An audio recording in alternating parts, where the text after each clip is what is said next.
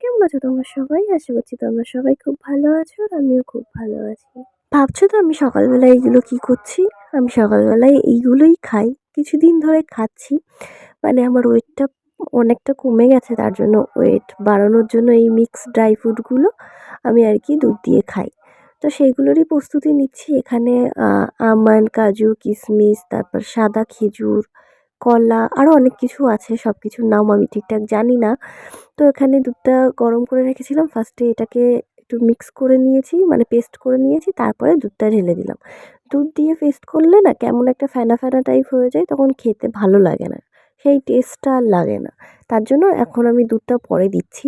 আগে ২ দিন দুধ দিয়েই পেস্ট করেছিলাম, কিন্তু খেতে অত একটা ভালো লাগছিল না। খেতে খুব একটা ভালোও ছিল না, আবার খুব খারাপও ছিল না, মোটামুটি।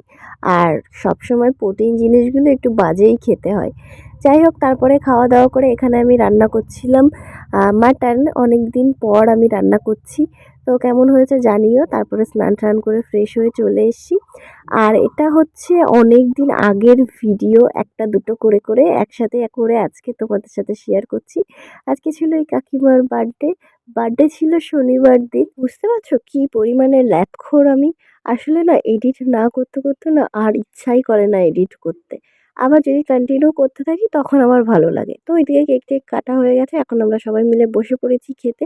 যেহেতু শনিবার দিন ছিল তার জন্য রাইস আর আলুর দম ছিল, পায়েস, তারপরে কেক, এগুলোই ছিল। তো চলো আজকের মতন ভিডিওটা অবধি। দেখা হচ্ছে নেক্সট ভিডিওতে। টাটা।